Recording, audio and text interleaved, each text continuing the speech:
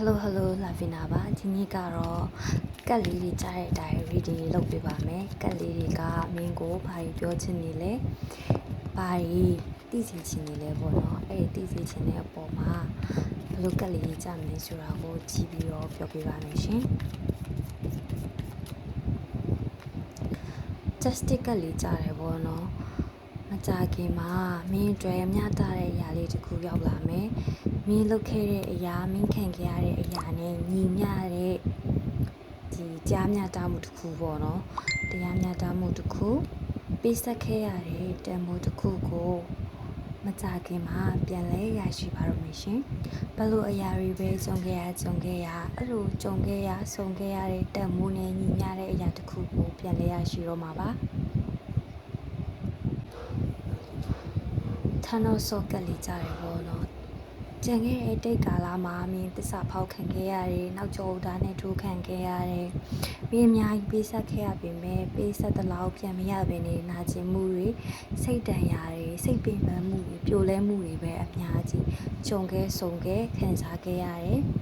မင်းတွေ့ကြုံခဲ့တဲ့လူတွေကလည်းမင်းအပေါ်ကိုဖေးမကူညီမှုချက်ဆွဲချဖို့တစ္ဆာဖောက်ဖို့အဲ့လိုလူမျိုးတွေနဲ့ပဲအများဆုံးကြုံခဲ့ရပါတယ်ဒီຢာတွေကြုံပြီးနောက်ပိုင်းမှာတော့ကိုတိုင်းကပေါ့နော်ဖြစ်လာသမျှကြုံလာသမျှထန်ရာရေးနာကျင်မှုတွေကိုအကုန်လုံးကြော်ဖြတ်ပြီးတော့ရဲရဲရင်းရင်းနဲ့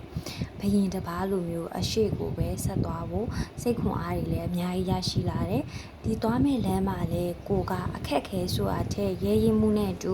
ကြော်ဖြတ်သွားဖို့ကိုပဲစိတ်ထဲမှာလည်းအမြဲတမ်းတွေးနေတယ်သွားမဲ့လမ်းခီးတိုင်းမှာလည်းဘယင်တပားရဲ့လမ်းခီးလိုမျိုးပဲအကောင်းဆုံးတွေအခက်ခဲဆုံးဆိုရင်တော့မှကြော်ဖြတ်နိုင်ဖို့ကူညီပေးမဲ့သူတွေဘေးနားမှာအသိဉာဏ်ပေးမဲ့သူတွေထောက်ပံ့ပေးမဲ့သူတွေအများကြီးနဲ့ကြုံလာရပါတော့မယ်ဒီလိုမျိုးအခက်အခဲတွေတစ္ဆာဖောက်မှုတွေကိုအားလုံးကြော်ဖြတ်ပြီးသွားတဲ့အချိန်မှာမင်းကိုယ်တိုင်ကရောမင်းရဲ့ပေါ်ကိုရောစင်စင်နာနာနဲ့စိတ်ရင်ပေးမဲ့သူတယောက်နဲ့ဆုံတွေ့ပြီးတော့အခုလိုမျိုး celebration ပေါ့နော်